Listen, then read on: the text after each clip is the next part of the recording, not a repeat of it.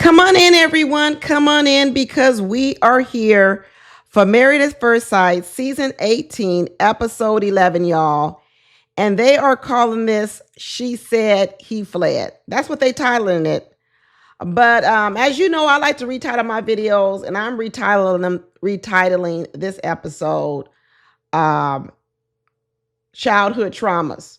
Childhood traumas, dating traumas, and I should say fashion. Because it seems like every lady on this show is trying to redress their man.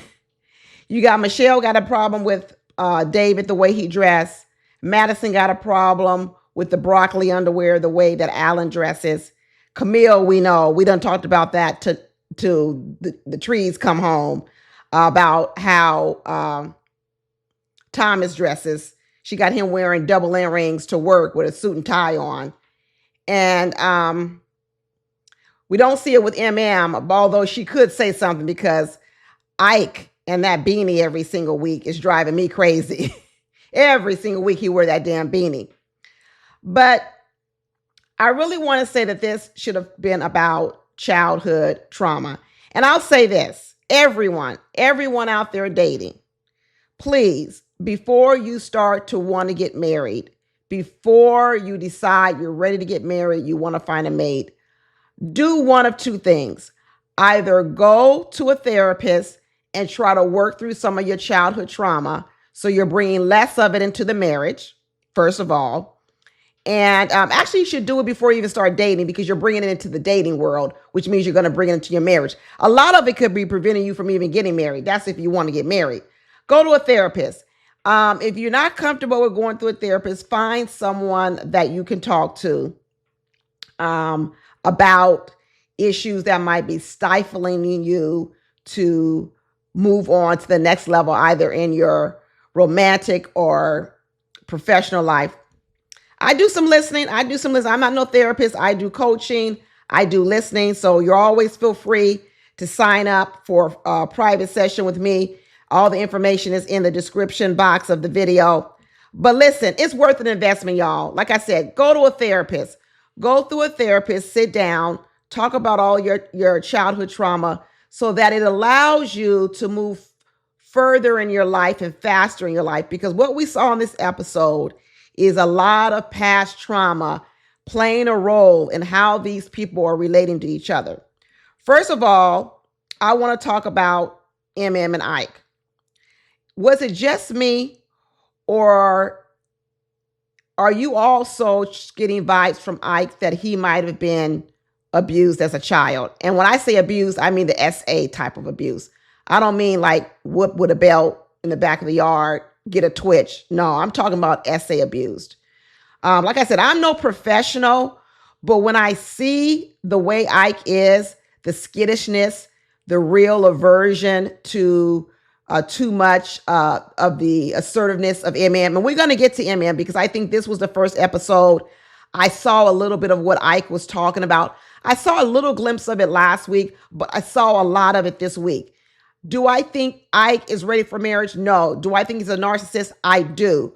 But I'm also going to have a few words of advice for emem. I had some last week. I had some advice for emem last week, and a lot of you pushed back on the advice. The advice I had for emem last week was don't lead with your anger. Lead with your hurt. And I think I've been vindicated this week, because this week Dr. Pia was trying to tell her the same old thing. Dr. Pepper was trying to say the same old thing. Lead with your hurt, your emotions. Don't lead with your anger. And the reason why I said it last week, a lot of you misconstrued what I said. You said, what's the purpose of crying in front of Ike because he's not going to care? That's what a lot of you told me. Well, you missed my point. The crying was in that moment when she was being attacked by Ike at that dinner table, and there were plenty of people around. The purpose of crying was not to elicit anything necessarily from Ike. The purpose of the crying was to summon the help of the other people at the table. That's why it's called a cry for help. You see, sometimes when you cry out, you're not crying out to the person who's victimizing you. You're crying out to other people so that they will come and help you and rescue you. And I'm going to stand on it.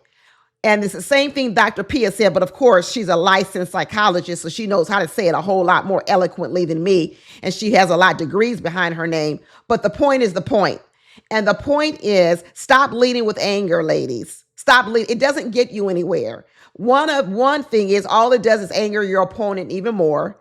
Second of all it does is anger you even more. And third of all, it makes other people back away from you because you're in a heightened angry state and they don't look like they need to come and help you or rescue you. And actually what you need all three things to happen. You need to calm down. You need your perpetrator to calm down. And you also need someone to come and help you. So you getting hyped, you yelling and screaming, you bucking up does not help you. But a lot of people, because they have not gone through therapy and they don't know how to get in touch with their real emotions, or they're running from their real emotions, which may be hurt or disappointment or embarrassment, because they're running for those emotions, they run towards the anger and that's what they display.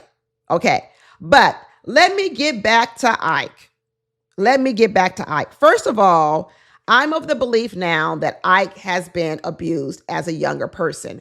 To be honest with you, Ike reminds me of a person that I knew. It was a man, and he had been abused, assaulted by a babysitter. He was a young boy. He was, when it happened, he was only, I think at the time, 12 years old. He was being babysitted by an older woman. She's not even a woman, but she was like about 18 or 19 years old. And that woman, that girl, whatever you want to call her, basically abused him, and they end up doing the thing, right? Because that's what she taught him. That's what Ike reminds me of. Ike reminds me of a man that might have been taken advantage of when he was younger. And so now he's got a lot of problems with the assertiveness of emem, because I think it's triggering him. I really do. When the show first came on, it picks up that Ike had moved out of the house. Emem is telling us he moved out because he needed space. And then next thing we know, Pastor Cal is saying, we need to have a conversation, Ike. We need to have a conversation. What is really going on? And what Ike said was he was moving out of the house because his house isn't a home and he doesn't like the way his wife is treating him.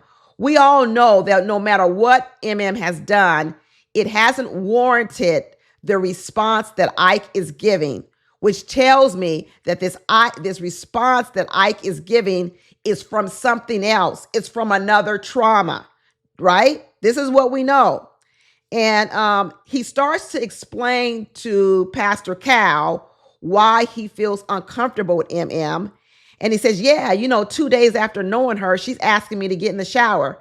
And Pastor Cal is doing just like I'm doing. Okay, she's your wife. You're married. You're on Married at First Sight, and you're married. Shoot, there are some people who sleep with a person on the first night. Okay, so you know what I'm going to say? You under the covenant of marriage, you under the blessing of the Lord, right? So if she did initiate a shower adventure, whether or not be just a shower or whatever, I'm not saying that he may not have wanted it at that time. That's fine. It might have been a little bit extra assertive, or as Pastor Cal put it for emem, she was a little bit overly ambitious. I can agree with that she could have been overly ambitious in that moment. But in her overly ambitiousness that she had, it still does not warrant the fear that you see in the eyes of Ike. He also has some fear.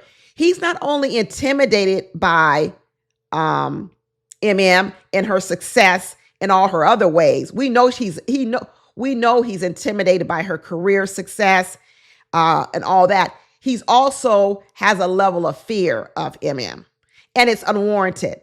Then he says, well, after only 4 days of knowing her, she says, will you move in with me afterwards? Okay. Another maybe premature conversation that she's having. I know Pastor Cal said that's what we encourage partners to do, which I understand what he's saying. I do believe that if you're married at first sight, you need to start living as husband and wife. But the way that emem does approach the conversations, it does sometimes come off a bit more like she's leading the person to that way, right? As opposed to opening up the dialogue, she's almost somewhat pulling him along. Now, an ordinary person without any trauma could easily navigate the conversation with MM.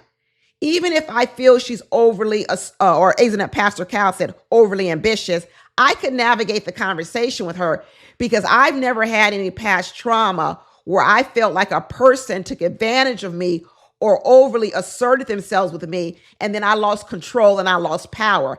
I've never been SA, as we call it out here in the world. It's never happened to me, right? But a person who has felt that way, who has been in that position before, where you've been in a position where a person has tried to control you, or a person has tried to take advantage of you sexually too soon, you could have a trauma. And what I believe is happening with Ike right now is we're dealing with two things, y'all. We're not only dealing with a man who is a narcissist and a man who has all these other issues, intimidated by her success in the career world.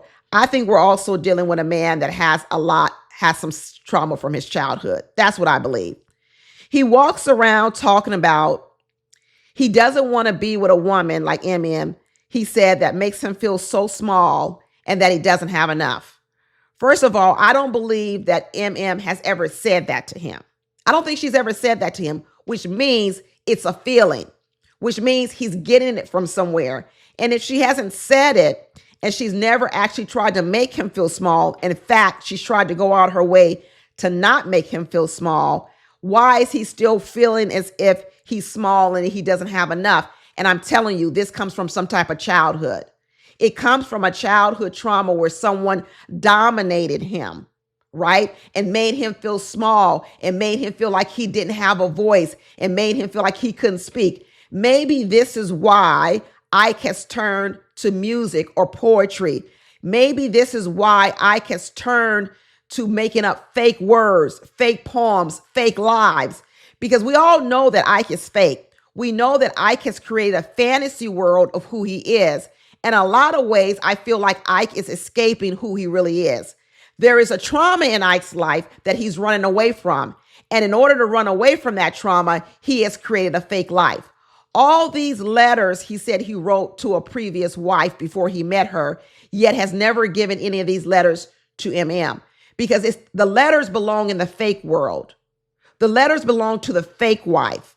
The letters belong to the fantasy world that Ike has created in order to protect himself from the real world. The real world is full of bad women. This is what Ike believes. Bad women who want to take advantage of him and who want to hurt him. This is why he hasn't been in a relationship for 12 years. He's scared of women. Oh, I really believe it. I'm going to double down. I believe along Ike's path, there has been a woman in his life that has abused him sexually. That's what I believe. When you put that in your head and you think about it, it will make sense of everything that's going on with Ike. It really, really will. One of the things he told Pastor Cal was that he doesn't feel special with He feels like he's just a number, like would have wanted to get in the shower with any old man. This is still going back to it. You're not special. This act we're doing, right? This sexually act we're doing is not rooted in love. This is triggering him from before. And he said, I just feel like I could have been any old person. It's really not special. He says, there's no love. There's no friendship. And then he went on. This is when the gaslighting comes in. This is when the delusion comes in. And what he says about himself is he has not disrespected her. He says, I've never disrespected but we have seen plenty of times that he's disrespected her. And even Pastor Cal looks at him crazy and like, boy, I done seen all the footage. You've disrespected her a lot.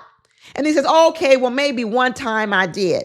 But then after he says he disrespected her, he then goes back and he justifies it and says, well, the reason why I might have done her wrong is because she did me wrong first. No, Ike. You did her wrong. You attacked her wrong because she's reminding you of someone else. So you're attacking because what you're really doing is you're attacking your original perpetrator. Whoever did it to you before a long time ago, you're now attacking is paying the price of the woman that did it to you a long time ago. And little parts of even though doesn't have the same motive of maybe that person did in Ike's life, it is triggering him And it is reminding him, and this is why Ike is running scared. He's not only intimidated, right, by the career success and everything else, and the well put togetherness of MM, her boldness, her confidence. These are all things that Ike doesn't have. He doesn't have her boldness. He doesn't have her confidence. You know, maybe he felt like when it happened to him when he was younger, he wasn't strong enough to say no to her. He wasn't strong enough to say no to the person that victimized him. So now when he sees him here with her boldness and her strongness and her strong character and all of this, he hates her for it. He hates the fact that she can be this confident in the world, this strong in the world, this ability to walk out into the world and know what she wants and goes out and gets it, when he was a scared little boy or whatever he was, and he didn't know how to speak up for himself, but MM knows how to speak up for himself. A lot of their problems center around, speak up, Ike. Tell me what's going on. Express yourself. He doesn't like to be pressed to say what he's really thinking. He doesn't like to have deep conversations. He doesn't want to talk about things. This is a suppression. Ike needs therapy. He needs real therapy. And right now, he's blaming everything on MM. He's running around talking about his wife treats him like shit. Right? And I'm glad Pastor Cal, stopped him and said, no, don't say that. You're not able to say that. That's rude. That's disrespectful. What I didn't like was that Pastor Cal then asked him, do you think there's any latitude to reboot?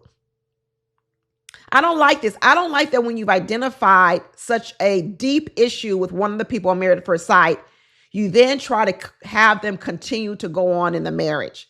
Because what we're dealing with Ike is not a small thing. It's a big thing. He's very socially awkward. And like I said, he creates fantasies because he really doesn't want to live in the real world. The only way Ike is going to be ready for a relationship, he's going to have to get rid of his fantasy world, these poems, these poetries, these stories he tells himself about other people, the stories he tells himself about himself. And the only way he's going to get rid of those fantasies, because he's using those fantasies to protect himself, is you're going to have to go back to the original trauma that made him create the fantasies in the first place. Right? And the minute he started getting into any type of deep conversation with Pastor Cal, he goes back to do what he normally does, and he started to try to gaslight Pastor Cal. Even Pastor Cal said, Ike, don't be trying to gaslight me. Exactly. That's what Ike does when he wants to get out of a difficult conversation because he's triggered. He doesn't want to have deep conversations. So then what he does is he gaslights you to make you think that you're crazy and you're the problem.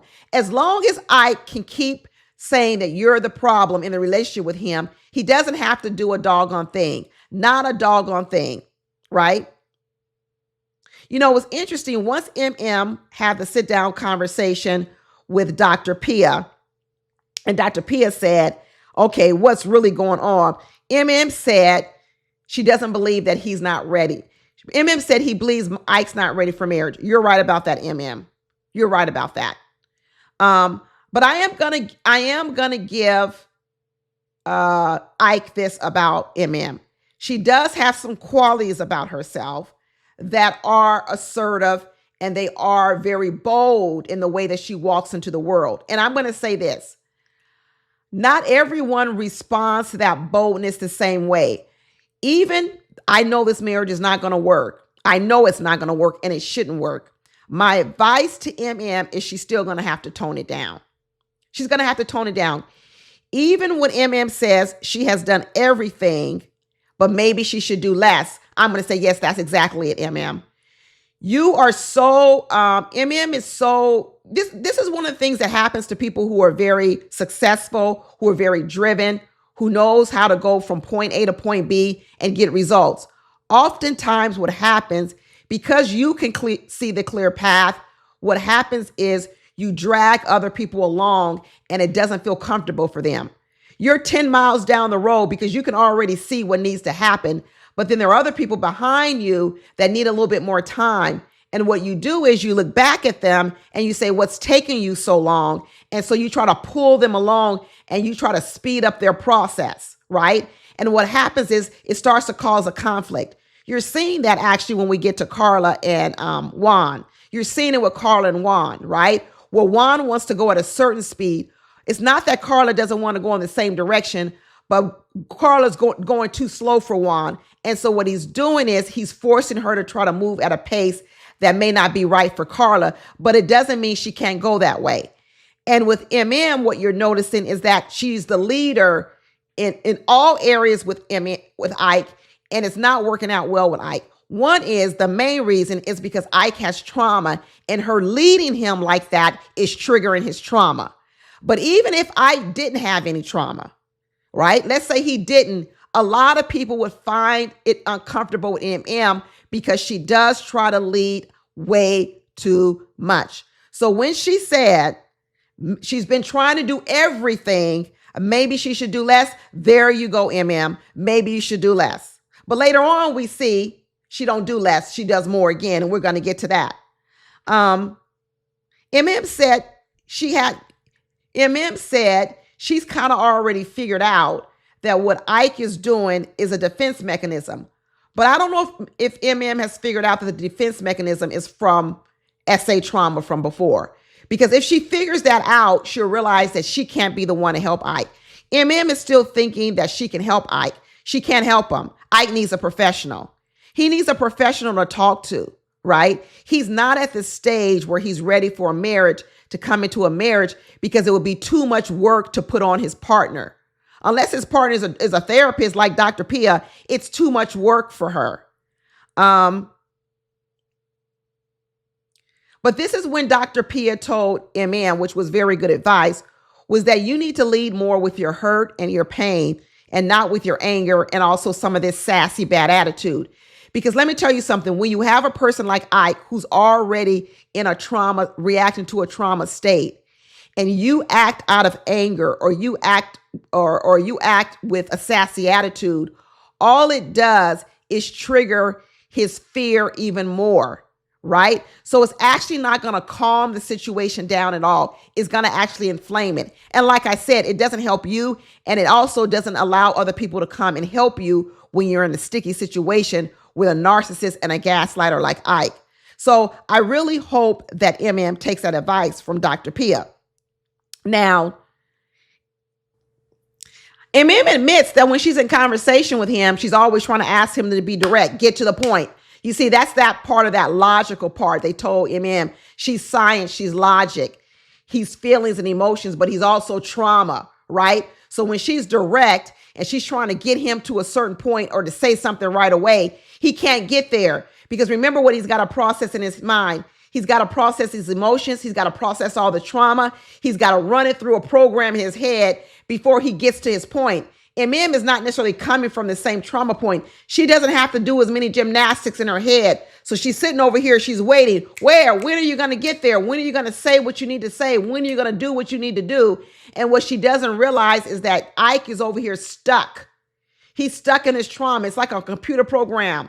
Has your computer ever gotten stuck and you see that little wheel on it and it's just thinking and it's thinking and it's thinking and it's thinking and it's not doing anything? That's Ike.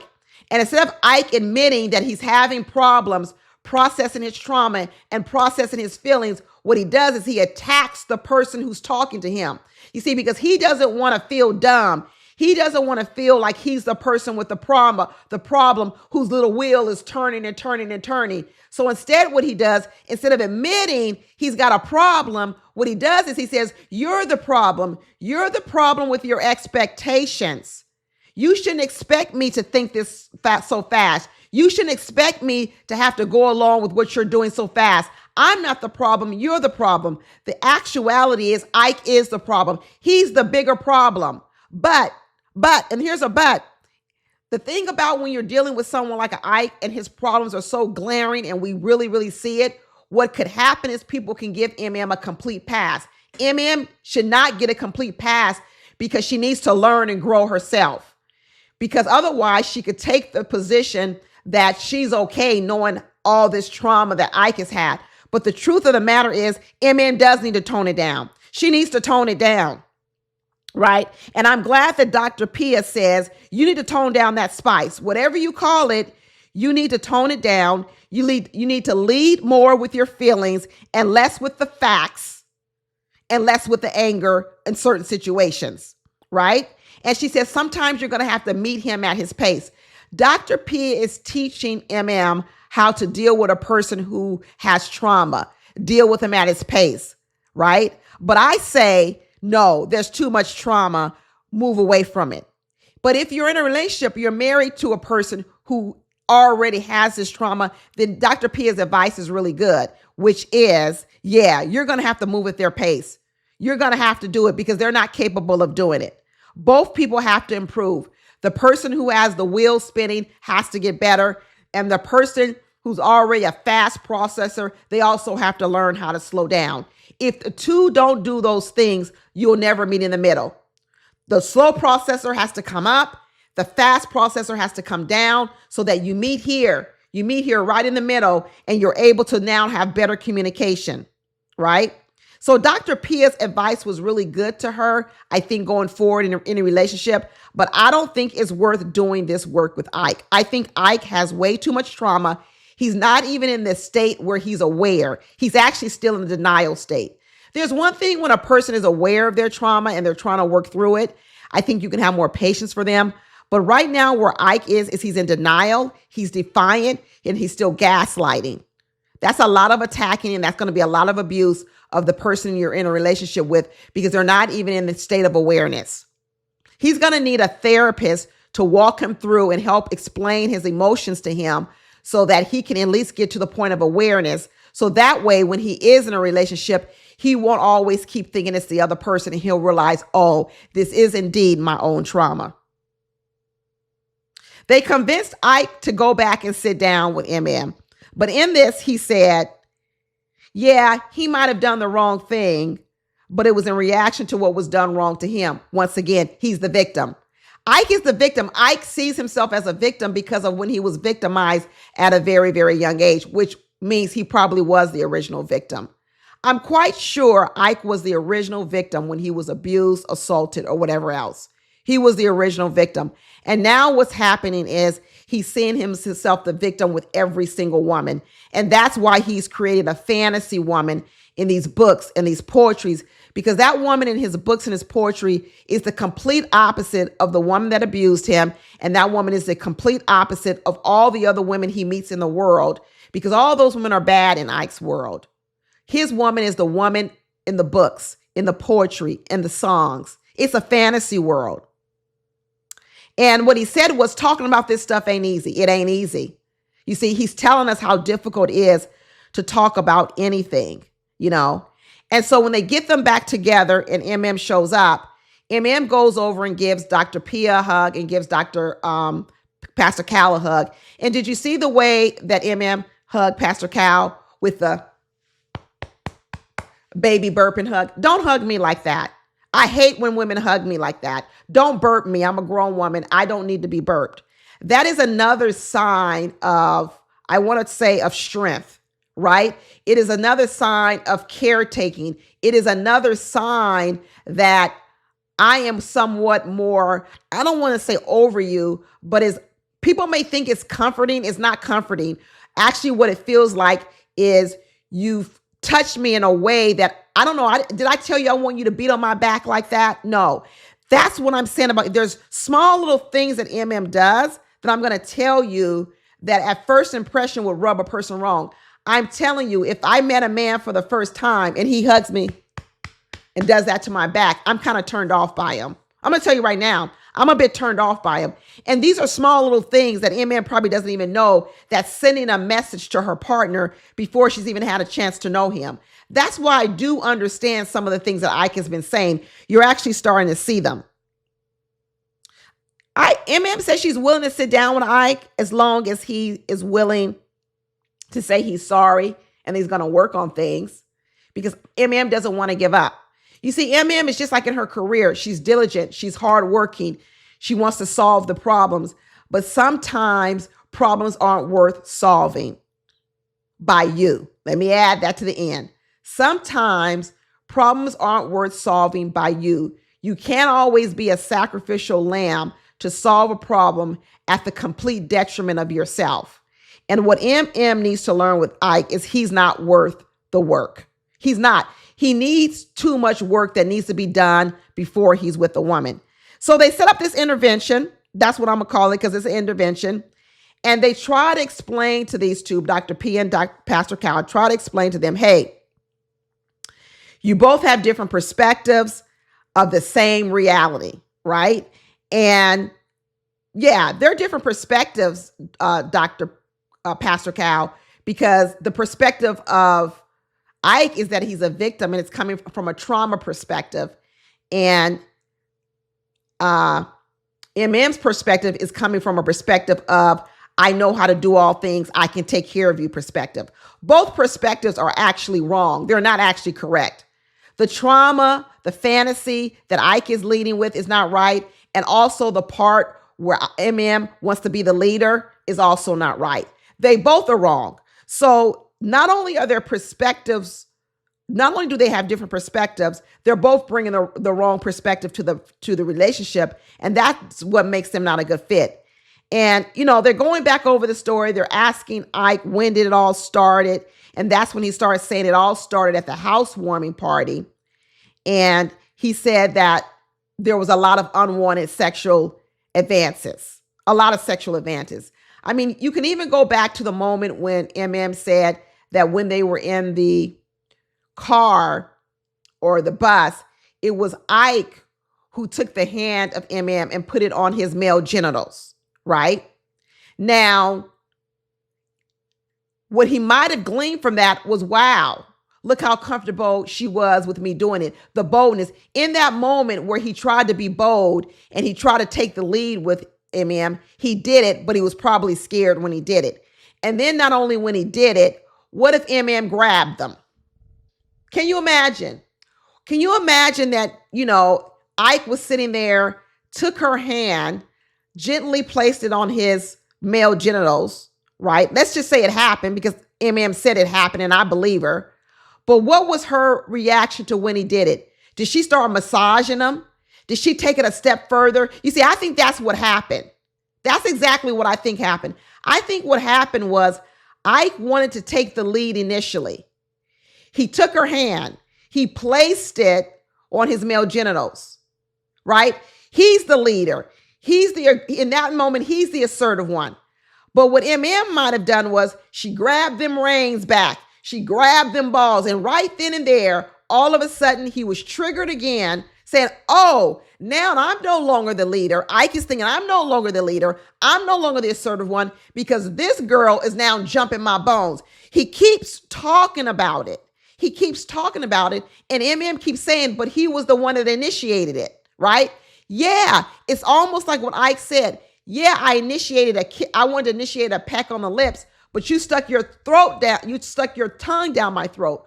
What Ike is describing is that anytime I want to be the leader, anytime I want to be the assertive one, she oversteps me and therefore takes the reins back. You see? And what happens is Ike doesn't know how to respond to her because at that moment he's triggered from his abuse situation. Because if he's not triggered, all he would have to say to her is, girl, I just wanted you to put your hands on my balls. I didn't want you to grab them. Girl, I was just trying to peck you on your lips. I didn't want you to stick your tongue down my throat. But instead of being able to communicate that to MM, what he does is he gets scared, he gets triggered, and then that's what causes him to attack MM because he actually feels attacked. Like I said, he needs therapy. They're sitting around telling Ike that he leads with his heart and she leads with science. No, he leads with his trauma, Pastor Cal, Dr. Pia. He ain't leading with his heart. He's leading with his trauma. That's a very big distinction to point out because when you tell him he's leading with his heart, it makes it feel like it's okay. Like who doesn't want, you know what I'm saying? Oh, leading with my heart. What's so bad about that? He's not leading with his heart. He's leading with his trauma. And they need to tell him that. Stop trying to make Ike feel as if it's okay with the prism that he's seeing the world. There's a problem with his prism. And stop trying to put a beautiful euphemism on it like it's art. It's not art. It's trauma. Even in this last little part where they were trying to have a peace treaty,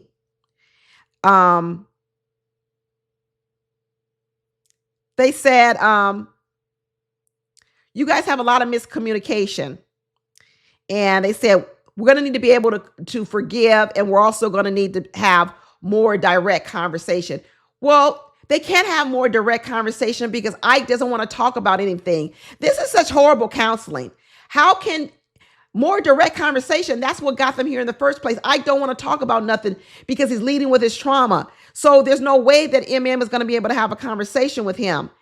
But then when they pose the question to the couple and say, can we forgive and can we move on?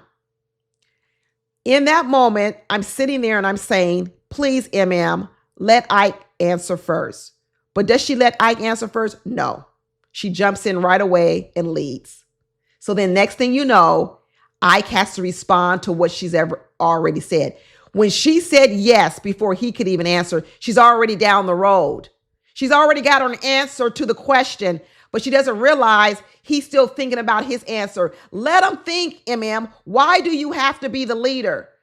Don't answer until he answers. If he never answers, you never answer. If he says no, accept his no. If he says yes, you can accept his yes. But what she did was, soon as the question came out from Dr. P and Pastor Cal, here was emem answering the question before I could even answer it. I don't like it. I don't like it, emem. And then they also said, I also think it's going to be difficult for you guys to work on the relationship if you're not living together.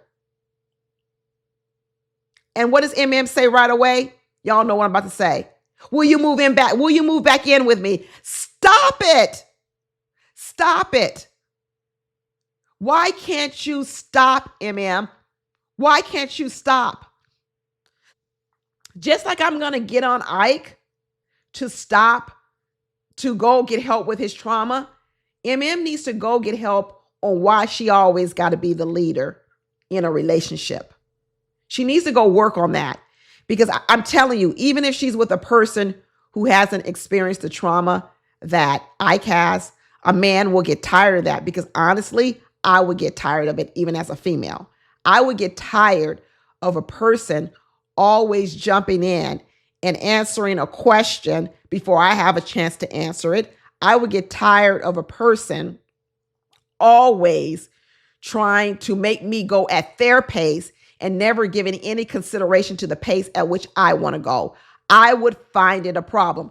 The only difference between me and Ike is that I could express that to the person. And that would mean we could have communication, and that would give that person a chance to change. But here's the thing with emem. Can she even change? Can she change? Because I'm going to tell you this, she going to need to change it. She's going to really, really need to change it to make it work with anyone. Absolutely. They decide to give this relationship another chance. I don't know why, what for. And even Ike said he's very, very leery of it because he knows what he's dealing with. Ike is not over his trauma. He's going to get triggered again, and he's going to flee again. He's going to run again, and he's going to attack emem again verbally and say something. This relationship is going nowhere. And the experts shouldn't even push the relationship, not at all. They shouldn't push it. Why push it? Why push it at all? And next we move on to Madison and Allen, so we could talk about some more childhood trauma. Are y'all exhausted yet talking about all this childhood trauma? But next we move on, and we open up seeing this scene with Madison and Allen, and Madison is having a fit that Allen has decided that he is going to go home and he's going to sleep in his own bed so that he can get some rest in order to do what he needs to do. So first of all, I'm wondering, why is Allen leaving? Because Allen was triggered. And once again, he was triggered by something that happened at the bar. Every time Madison and Allen go out to a bar and there are other men around or other people around, Allen is triggered. Allen is triggered by Madison giving other men attention and not giving him attention. So when he came home and he said he was going back to his own apartment to sleep to get ready for work or something, I already knew it was a lie. He was triggered, but he didn't want to say it to Madison.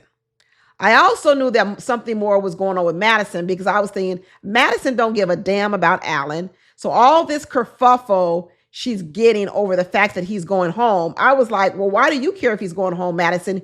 You stay out to 3 o'clock in the morning drinking with people. All of a sudden now you're concerned about Allen's well-being, that he's gonna drink and drive. I don't even know if Allen was drunk. I don't know the last time he had a drink. I have no idea. He was saying that he wasn't. He was saying he had some 4% beer. He didn't have much. I don't know when his last drink was. I don't know. I'm not looking at his whole, what's it called when you blow the breathalyzer. I don't know if he was drunk. But what I do know is that Madison's reaction was strange. It was strange. We come to find out later on that it was strange because she was triggered, and it sounds like she comes from an alcoholic mother. That's what it sounds like. She comes from an alcoholic mother, and there's a problem there. There's an issue there with it. And therefore, she was triggered by Allen's drinking and driving. She already talked about the fact that she doesn't like who Allen becomes when he drinks, because I think Allen might get a little bit of liquid courage. Maybe he gets a little silly. Maybe he gets a little crazy when he drinks. And if you've grown up around an alcoholic person, and you've grown up an alcoholic person that becomes disruptive when they drink, probably Madison is triggered by Allen's drinking. But maybe she needs to tell him that. Maybe Allen doesn't know how to hold his liquor, and then he acts a certain kind of way, and Madison is also triggered by it. She kept fussing at Allen the whole time, talking about you're selfish. It's selfish that you're going to drink and drive. It's selfish to me as your wife. You're projecting. Once again, childhood trauma. What Madison is talking about, it was selfish for her mother to do it and put her family in jeopardy, and that her mother had kids. That's what Madison is talking about. Madison wants to make it pretend like what she's triggered by is Allen drinking, and somehow or another it's jeopardizing his marriage. Girl, you don't even want the marriage. You don't even want to be in the marriage. You could care less about this marriage. What you're projecting onto Allen is the fact that your mother was selfish. That's how you feel. She was selfish in her addiction to drinking, and she put your family at risk and in harm's way. That's what happened. Maybe you were in the car with her. Maybe she was drinking and driving and the kids were in the car. Maybe she was drinking and driving and got a DUI and killed somebody. I don't know what she did. Maybe she got in an accident and harmed somebody. All I know is there's trauma. There's trauma, Madison. And your trauma is making you see this situation through that prism and through that lens. Now, does it mean you still should advise him not to drink and drive? Yeah, you should. But all this other extra stuff you putting on it, talking about he's selfish and he should be thinking about you and your marriage. Girl, this is a bunch of hogwash. A bunch of hogwash. Go to therapy, figure it out so you can figure out how you were bringing this shit into your marriage. And then when you hear the story of Allen, and you hear Allen, the story of when he was basically like a ping pong ball, and his mother and father fought over him in the court, in the custody court. And what he said was, why don't I have a voice as a child? Why can't I speak up? Why isn't anyone considering what I want? You see, this goes back to the same childhood trauma that he's talking about with Madison. In that moment, when he wanted to leave and go home to the apartment, and Madison was saying, no, don't go because I don't want you to drink and drive. Allen doubled down. He says, no, I'm going, because in that moment, what Allen was saying is, you're not going to control me. You see, Allen is already feeling emotionally controlled by Madison because Madison is using him like a puppet. She is. She's telling him when to come, when to go, when to sit down, when to stand up with the emotions. Allen doesn't have any control over his emotions or his feelings being accepted by Madison. They're always rejected. Like he said, I can't even read Madison. I don't even know how to react to Madison. He doesn't feel leveled. He doesn't feel like he's in control. He feels that he's at the complete mercy of Madison, just like as a child, he was at the complete mercy of his parents. He was caught in the middle. Here are two people fighting over him, telling him what to do, and he has no say-so. And here he is with Madison. He has no say-so in this relationship. He has no say-so in this marriage. Madison does whatever the hell she wants to do. She stays out when she wants to stay out. She comes home when she wants to come home. And then she tries to tell him what he can't do, where he can't go, what time he has to come home, what he can't do. And what he's saying is, why do I never have control over myself? And what's so interesting about it is he's used to relinquishing control. And when Madison and Allen first got together, Madison kept telling Allen that he was a punk, he was weak, because he didn't stand up for himself enough. But here you got Madison, who likes to control everything. So in one way, Madison is looking at him as weak because he was willing to go along with her, right? So you're weak for going along with Madison, but then when you challenge Madison, all of a sudden Madison wants to beat you down. This is Madison's own trauma too. This is her own trauma as well. And Allen is responding to Madison's trauma because of his own trauma. Like I said, all these people need to go to therapy. Allen says, I'm tired. She's always trying to tell me how to dress, what I can wear, what I can't wear, where I can go, what I can do. She don't like my humor. I can't tell this joke. I can tell this joke. Madison is always trying to control Allen. And what I believe, probably if we really dig back into Madison's life, I believe she came from a house that was full of chaos. She probably came up a house that was full of chaos because she had an alcoholic parent. And alcoholics sometimes breed chaos in the house. Maybe that's why Madison has tried to be so disciplined in her life, working out, pumping iron, being disciplined, because she came from a house of chaos. And she doesn't like that. She likes order. She wants to control everything. So she likes to control people, right? That's what she likes to do. And in one way, like I said, she wants to call Allen a wuss for going along with things, but then she also wants to control Allen. I really think that Allen and Karla would make a good couple.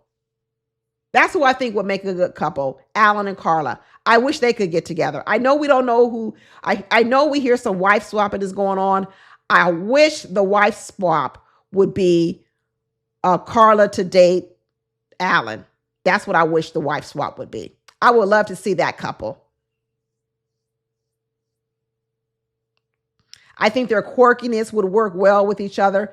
I think that Allen has good business savvy that he could still teach Karla. But I also think that Karla would give Allen the acceptance that he needs and the validation that he needs, and would say sweet things to him to pump him up and increase his self-esteem. That's what I think that she would do. I actually think, I know he says he likes European women.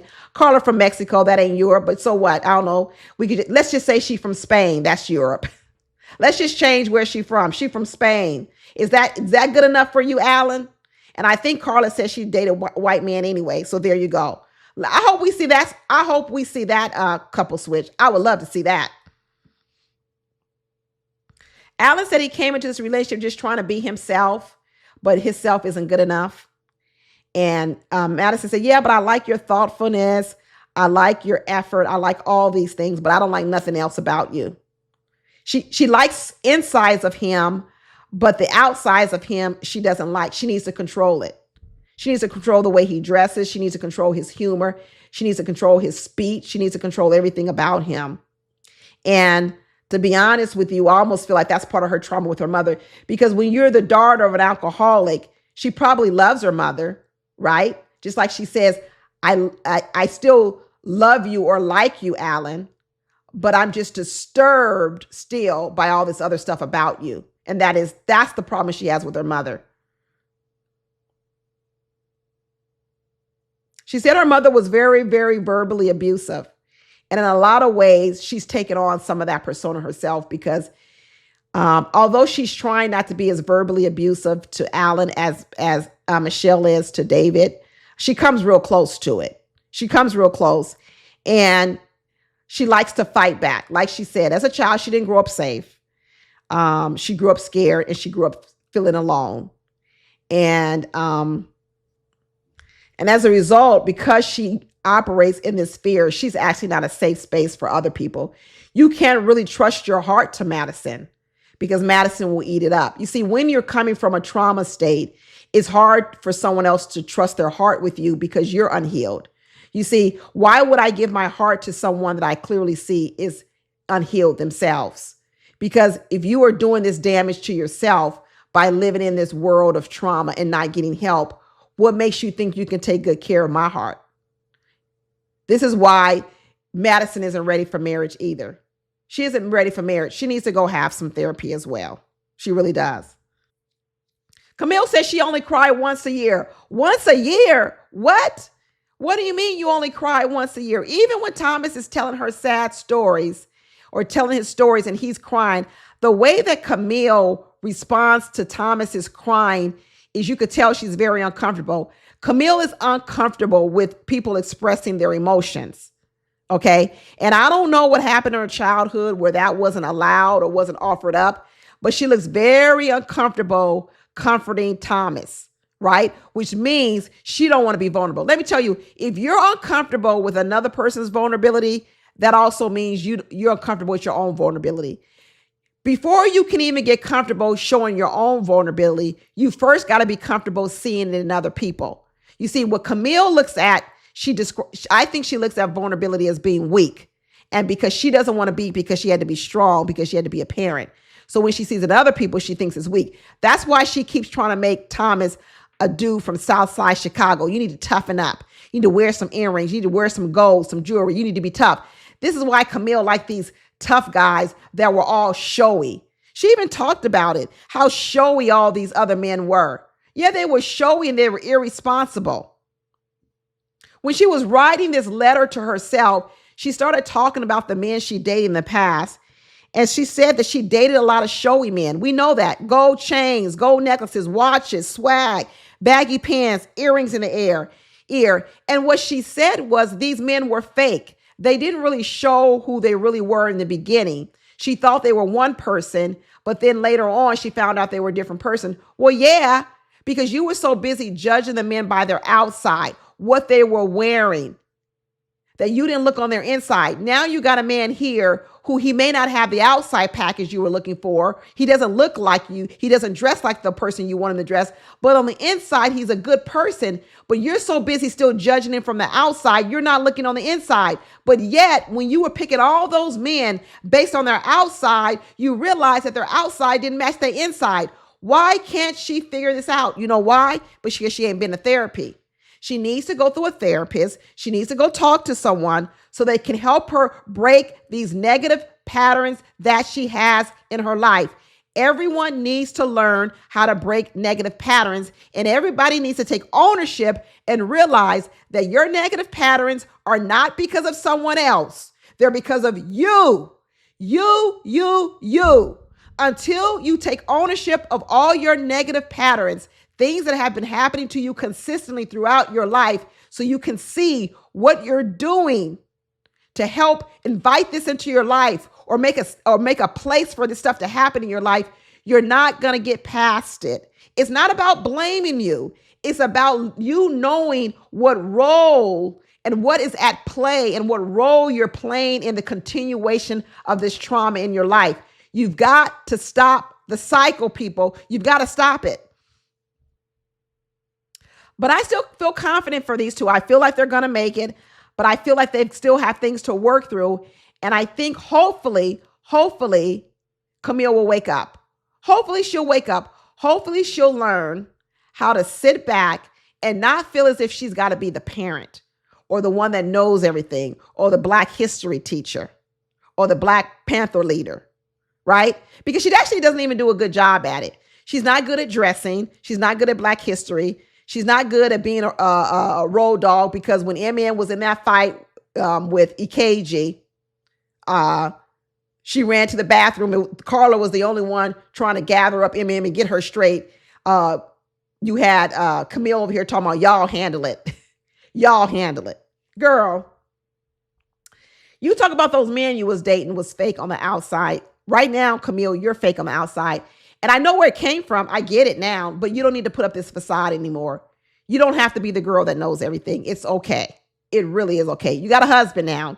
You got a husband now that can know some things for you. And now you can sit back and you can let him take care of some things. So hopefully they make it. Hopefully they make it. And when we talk about other couples, we're talking about David and Michelle. So when we start to look at David and Michelle, first we see David running around on the streets of Chicago with that wild man bun again. He going to the gym. He said, I need to have a positive attitude because I'm married to a woman with a negative one. And so they gonna meet with Dr. Pepper. You know, everybody else was meeting with Pastor Cal, and some people were meeting with Dr. Pia. But David and Michelle gonna meet with Dr. Pepper. And when he gets there a little bit earlier, she says, well, let's have a conversation before she even gets here, because I already know she acting out of fear. Exactly. Trauma and fear. Once again, a person not in touch with how their childhood trauma is affecting them in all their relationships. But Dr. Pia spells it out for David and says, it ain't about you. Just so you know, it ain't about you. It's about her. It's about her childhood. And what she's sitting here is she's panicking. You see, Michelle has what's called a poverty mindset. That's what I'm going to say. She got a poverty mindset. And a lot of things, and this is why she's actually stifling her own career success. It's ironic that Michelle thinks that David is holding her back from career success. But just like I said, Karla could inspire Juan to make more money. David could actually inspire Michelle to make more money because Michelle acts out of fear. And when you are moving through life out of fear, you're not moving through life in the best way, which means you're stifling your money. You're stifling your money. She thinks she's out here bold in the world and being real bold. She's not bold. She's really not bold. She's actually moving out of fear. She's moving out of a poverty mindset. And as a result, she's actually keeping herself away from money because she's acting out of fear. And when you're acting out of fear, like I said, you don't make the best decisions. You make your decisions based on fear. You don't make the decisions based on what's best. But anyway, she finally shows up and they start talking about, have y'all made strides? Dr. Pia asked them, have y'all made some strides in this marriage? They go, yeah, we made some strides. And Michelle said, because last night when I came from work, we talked for 20 minutes. You've got to be kidding me. You've got to be kidding me. You mean to tell me, Michelle, that the strides that you have made is to be able to talk to David for 20 minutes? Why can't you talk to David for 20 minutes? I mean, I was just on a plane last week and I talked to the person sitting next to me in the middle seat for longer than 20 minutes. And I didn't even know the person. What's so difficult about having a conversation? Because just like I said over there with Eminem and Ike, David triggers Michelle. Michelle thinks she doesn't like David, but that's not who she doesn't like. Just like Ike thinks he doesn't like Eminem, that's not who Ike doesn't like. Ike don't like the woman before Eminem, and Michelle doesn't like the person before David, right? And she somehow believes that David is also a manifestation of what she came from. But the truth of the matter is, David didn't come from poverty. This is what's so ironic about it. David didn't even come from poverty, but Michelle did. So here she is over here trying to say that David's going to make her broke. But what David is saying is, I went to private school. I wasn't broke. My family wasn't broke. I went to private school. And when I look at the trauma that David is bringing to the relationship, he starts to describe the trauma of going to a school that was all Caucasian, and he was an outcast in the school, being a Latino man. And it was difficult for him, which is so ironic because now all of a sudden we have David saying the only women he wants to go out with are blonde hair, blue-eyed women. So let's get this straight, David. When you were younger and you went to an all Caucasian school and there were blonde women there with blue eyes, and you were the Puerto Rican, you were an outcast, and it was difficult for you because you didn't fit in. More than likely, none of the girls liked you, and you wish the girls had liked you. You tried to win the affection and the love of the blonde-haired, blue-eyed women, but they didn't like you. Now you get older, David, and guess what you're still trying to do?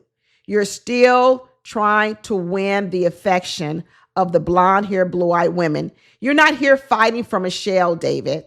Once again, childhood trauma. You're here fighting for the acceptance of all those blonde-haired, blue-eyed women in middle school that rejected you. because there's no reason you should still be fighting for the affection of Michelle because she treats you horribly. Why are you still fighting for her? You're still fighting for her because what? She's blonde hair and blue eyed. And once again, you want to convince yourself that you're good enough for a blonde hair, blue eyed woman because they rejected you when you were a child. He wants to be accepted by them. And Michelle is just the person right now that's representing that.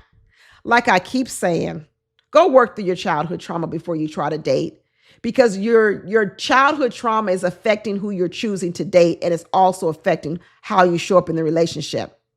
Michelle says she was very poor. Her parents never married. David went to private school. His parents did marry, and they've been married a long time. But Michelle is still looking down on David.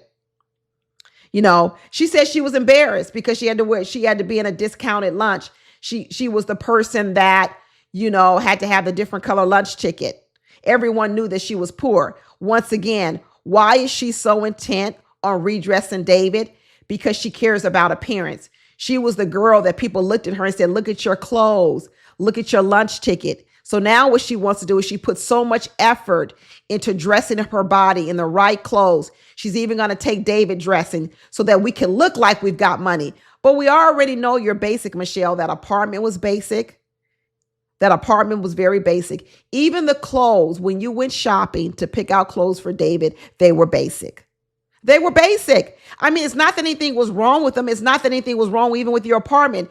But you have this idea that you're doing a whole lot and you're not doing a whole lot. And the reason why you think you're doing a whole lot is because you have a poverty mindset, right? When you have a poverty mindset, you're always, you're actually down here. You think you're up here, but you're not. You're down here. You're actually thinking small because of the povertiness of the trauma of your poverty. So when she thinks she's got this fabulous apartment, I'm like, girl, that ain't that fabulous. When she thinks she's dressing David up in these fabulous clothes, talking about, yeah, you starting to look like Travis Kelce, or you're starting to look like Drake. No, he ain't. He ain't looking like neither one of those people. Have you seen the way that Travis Kelce dresses? That's absolutely not true. What is she talking about? It's the poverty mindset. She thinks she's doing something. It's what I said about her before. Michelle, I know you from a country town. You think you're fooling the city people. We know you from a country town. People who are from the city can look at you, Michelle, and know you from a country town. You're not fooling us. You can't dress it up. But what you need to do is stop being ashamed of it. Ain't nothing wrong with it. Stop being ashamed of it. And then maybe you can get out of your poverty mindset and you can grow. But Michelle is stuck. She thinks David is holding her in that small country town and he's pulling her back into it. But the truth of the matter is, Michelle sees every decision through that prism of that small town. She's actually stuck there because she still got the mindset. She thinks she doesn't, but she does. Why does she need to bring this woman with her to pick out an outfit for David? I thought she said she was all in the fashion. You know why? Because she thinks this is what rich people do. They bring a stylist with them, right? Let me bring a stylist with me to pick out an outfit for David. Why couldn't you do it as his wife? If you really wanted to help him with his style, why couldn't you just do it? Because when Michelle does it, she doesn't even trust her own self. Michelle likes to do things from the playbook of someone else that she wants to become. You see, I told everyone this when Dr. Pia came to the house a long time ago. And Dr. Pia says, oh, you look nice, Michelle. She goes, yeah, I put on heels, Dr. Pia, because I knew you were a city girl and I knew you would wear heels. You mimic Dr. Pia. Now she got this stylist. Instead of her depending on her own style, Michelle's depending on her own style. She goes, let me bring this stylist over so I can get my cues from this stylist. What? What are you talking about? Why can't you do it? You know why? Because she doesn't trust herself, because she knows she deep down inside, she's got a poverty mindset. She comes from poorness. And what she doesn't want to do is she doesn't want to choose things that will represent someone being poor. So she brings in a stylist. You see, this is also why she don't want to be with David, because she feels like David can't teach her nothing. She feels like I need to be with a guy who already has money because I need that guy to help elevate me, right? I need that guy to help elevate me. And she doesn't have the confidence that David could elevate her. Once again, here's another person not seeing value in someone. But one thing that David could teach her is how to love yourself and how to be comfortable with yourself, right? In that respect. Because David came in here with no shame living in that basement apartment.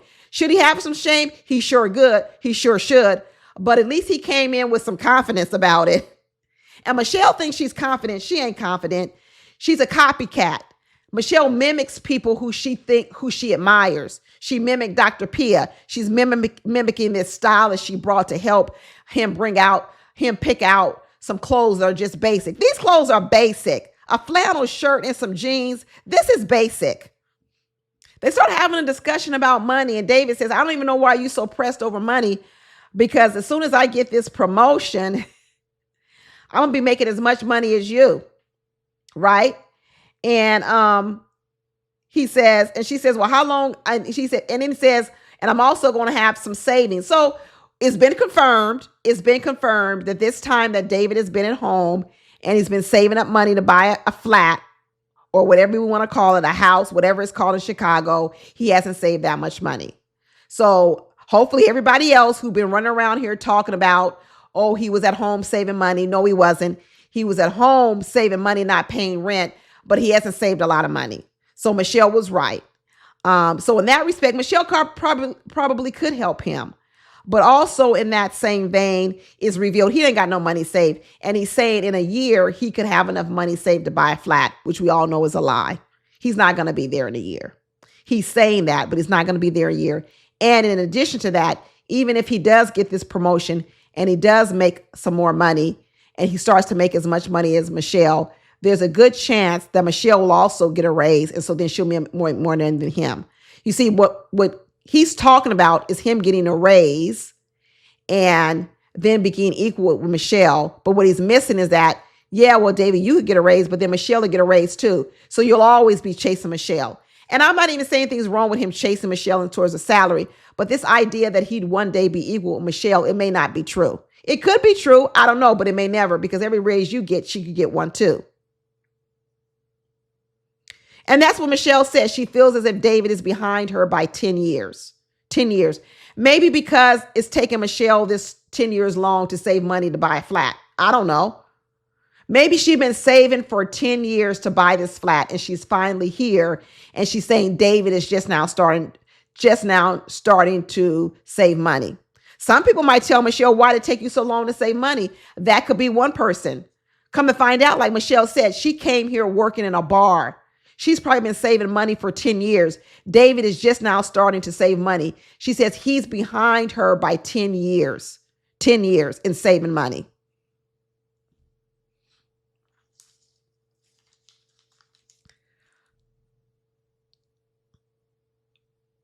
But it still comes from a poverty mindset with Michelle, because Michelle, even if he's behind you in savings, it's still better to have two people saving than it is to have one. You still could at least maybe double, cut in half the time. Maybe you do have enough money to buy a flat right now.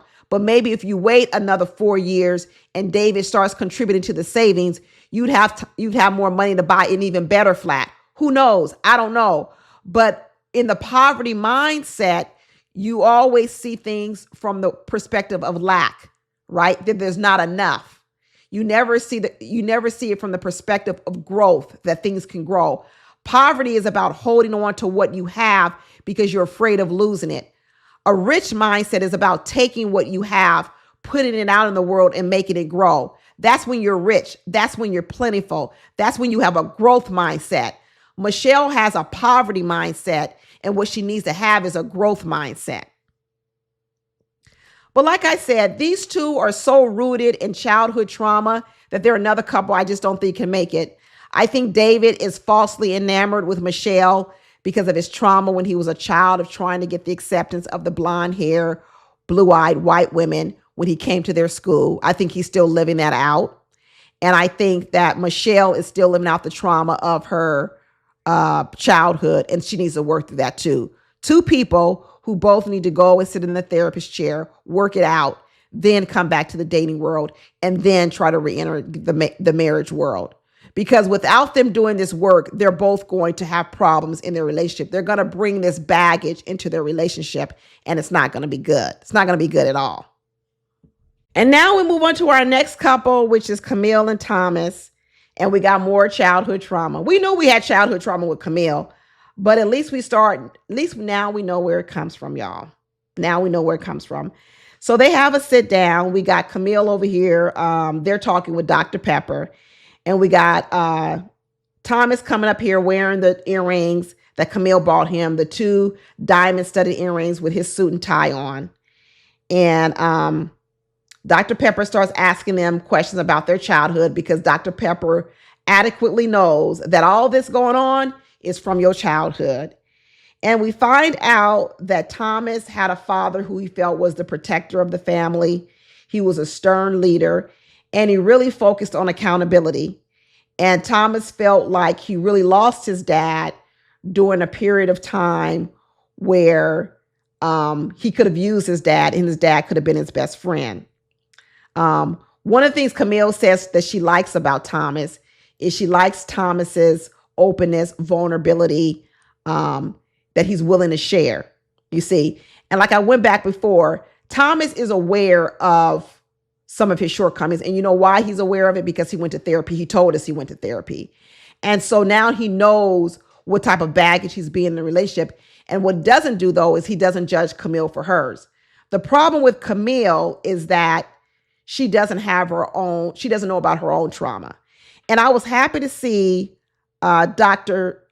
Pepper help her a little bit with it. And it also helped me understand where this came from. One of the things I've been talking about Camille is, why does Camille say things about Thomas and she's really the same person herself? Remember I kept saying she says that Thomas isn't black enough. Thomas doesn't have enough swag. Thomas doesn't do this. And I was like, well, Camille, you're all the same things as Thomas. How could you be telling Thomas that he doesn't have these things, but when I look at you, you're the exact mirror of him? Well, we come to find out that Camille has a past where, because her parents split up at a very young age, she had to be thrust into a role of being a caretaker sooner than she should have, okay? She had to grow up faster. There it comes from. When I kept saying, why does Camille act so old? She acts way older than she is. There it comes from. Because she had to act older. She had to act older than what she really was, which made her start acting older. But here was the problem. In her thinking she had to act older, she really was close in age to those children, her siblings, which meant she really didn't have a whole lot of advice to give them, which goes back to what I just said. How can you be giving advice, Camille, in an area in which you two are still in the same area yourself? Because that's what she did as a child. She was trying to parent and give advice to her siblings when in fact she was of the same age range herself, the same age range. She was giving advice. What did Dr. Pepper call it? Parentified or parentified. She called it parentified child. You are a parentified child, which means you are going into a parent role even though you were a child. That's what she's doing with Thomas. She's trying to parent him. Dress like this, do this, act like this, do this. When, girl, you in the same damn boat. You can't be being a parent to Thomas. He's 10 years older than you, but you still trying to be his parent like you were to your siblings, and you don't even know no more than he does. Like I said, trauma coming into the relationship. This is probably why she always constantly chose thugs. You see, she said that this is the first healthy relationship she's been in because more than likely what Camille did was she chose men that she could parent. That's what she did. She chose immature men, like we know, who's got swag and wear their pants hanging down and all this other kind of foolishness. That's who she chose. But she chose him because she could parent him because that's what she's comfortable with. She's comfortable with parenting. She's comfortable with being the leader. She's comfortable with the person that knows everything, even though she don't really know. She acting like she know, but she don't really know. That's why she's sitting around here trying to teach Black history lessons, and she don't even know nothing about Black history. I don't want to call her barely Black, But she over here trying to give Black history lessons, and she needs some teaching herself. Okay? But she trying to be the parent to a man that's 10 years older than her. Girl, go heal your trauma. Camille grew up in a house where her parents separated at 10, which means the Black father, which I believe the father is Black, the mother is white. She grew up in a household with a white mother. I'm sure that white mother struggled with trying to teach her daughters how to be a Black woman in the world and not having that Black figure in the family, which is the father. Maybe he was around, but he wasn't physically living in the home. There were some things that Camille missed. There were some things that she missed. So now here she is, not really knowing how to be Black in the world herself. I don't know what better way to say it. That's how it comes off. Here she is trying to teach, once again, be the parent. She's trying to teach Thomas how to be Black in the world. Girl, you barely know yourself. You didn't even have a teacher. But yet you sitting over here trying to teach Thomas. You need to have the answers. She needs to step back from that role of being the parent, the teacher, whatever she thinks she is. She needs to step back from it. You know, they really are two peas in a pod. They're two peas in a pod. They're sitting here folding these clothes. This is what a night looks like with Camille and Thomas, having a drink and folding clothes. They're going to be the boring couple. They really are going to be the boring couple. But that's okay. It could last, though. They could be boring and it could last and they could have a happy life. A happy life. But one of the things that Thomas wants to see in Camille is he wants to see more vulnerability from her. I keep telling women this. Men want to see your vulnerability, women. Men, all the men on here are vulnerable and sensitive, ability to cry. You got Allen, who has the ability to express his feelings. You got Thomas. You got KG over there, got all kind of feelings going on. You got David. Basically, you got all these men who know how to express their feelings, but the women are like vaults.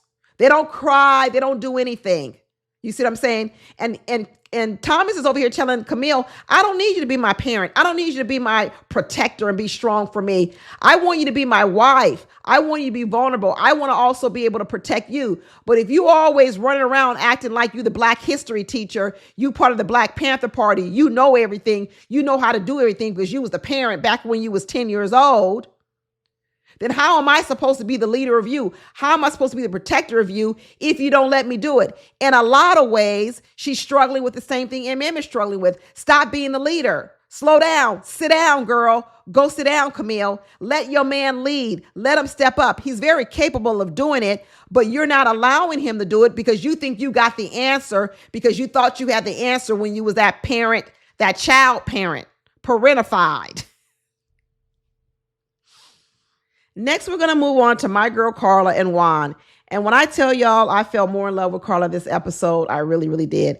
I don't know where y'all are. I don't know where y'all are. Why you not a Karla fan? Let me tell you something. Karla got a sweet spirit. She got a sweet soul. Karla's the only person on this show, besides Thomas, let me say, Karla and Thomas are the only people on this show that are both aware of their shortcomings and also don't put their partners down for their partner's shortcoming. I'm going to say both. They're the only couple, the only person on this show that is both aware of their shortcomings and also doesn't put their partner down for their shortcomings. Karla could benefit from some of the things of Juan, absolutely. But there's a whole lot that Juan can benefit from Karla. And unfortunately, if I feel like Juan doesn't see Karla's worth.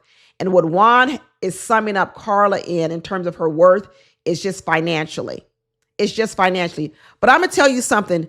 Karla's the type of person that she probably could inspire you to do great things in life.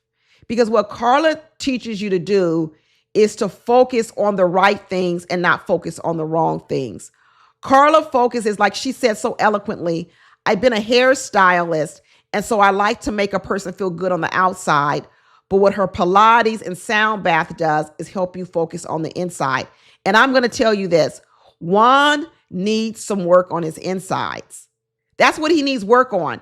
You see, he's thinking Karla needs work on her outsides, right? She's flighty. She's all over the place. She's not structured. She's not disciplined. Great. I got that, Juan. You're right. We all see it, right? But what she is like she said, she got a good spirit. She got a good spirit. And let me tell you something. When you have the spirit that Karla has, and what she keeps saying is She's never really worried about money because the good things happen to her. Because what she's saying is she attracts money. She attracts good things. And here is Juan over here working so hard in this business. He got 4 businesses that I tell you right now, I don't even think they all make that much money. He got an app business. He got a meal cabinet making, steel making. He's got a 9-to-5 job. He's selling product. He's doing all these things. He's doing 10 times more things than Karla's doing. But is he 10 times more wealthy? I don't think so. I don't think so. We are seeing that Karla has left her whole salon, quit the salon, she quit paying booth rent. Let's be real what she quit doing. She quit paying booth rent. Karla was a hairstylist. We know how it works. You rent a booth in another person's shop. And what the lady at the shop owner probably said was, Karla, you haven't been here or you haven't paid your rent. So maybe it's time that you just go ahead and leave. Karla's like, I'm over here filming Married at First Sight, trying to get married. I'm not over here trying to pay this booth rent or see all these clients all the time because I'm over here trying to get married. And what the person running the business said was, well, I got a business to run, Karla, and I can't be wrapped up in you trying to find a husband on Married at First Sight. I need my money and I need you here. And what Karla said was, you're not going to make me do something that's good for you, but not good for me. And Karla said, it's best I just leave. And that's what she did. But when she left, she told everyone else, all my clients are coming with me. And now she over there doing hair in the bathroom. You see? And I think what Juan needs to look at is, how did that happen? How did that happen? And the way it happened was because Karla's a good person and her clients have been very loyal to her and they like her. You see? And Juan doesn't know how to do that. Juan's insides have a problem. He needs Karla to fix his insides and Karla needs Juan to help him with his outsides. If these two actually saw each other that way, if each other actually saw the value in each other, they could make it. And it's not that Karla doesn't see how Juan could help her. I think what Juan doesn't see is how Karla could help him, and he's missing it. He could probably be 10 times more successful if he had a Karla in his life. Everyone thinks that Karla will be a drain on him, that Karla would drain him of his money. No. Karla would inspire him and he probably would make even more money. Karla would center him. Karla would level him out. And as a result, he probably would be able to make more money.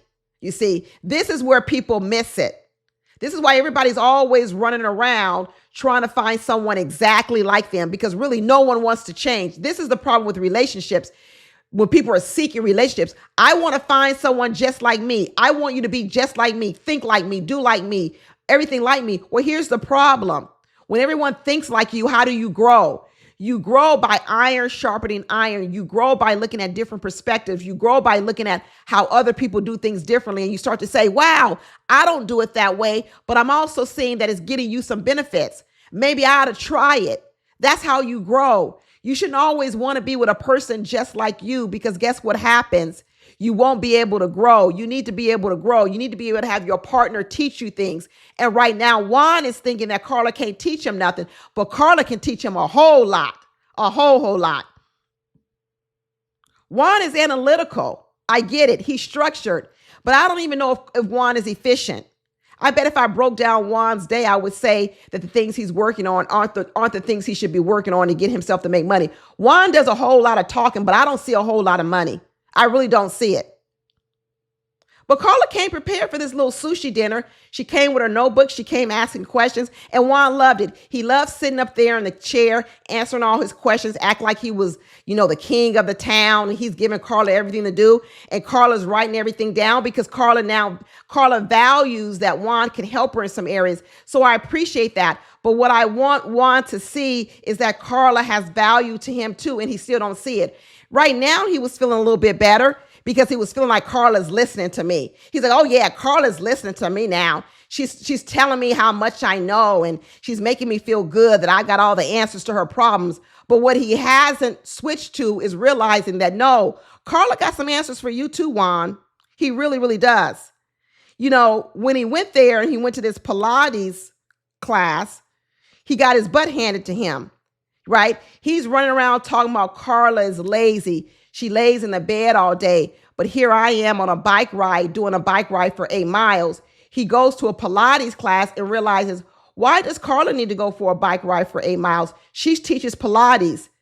When he got on that Pilates machine, he realized Karla's in better shape than he is. You see, he's over here thinking his bike riding for 30 miles was better than what Karla's doing and teaching Pilates. But Karla's saying, not only do I get to exercise at Pilates, I get to teach and I make money at the same time.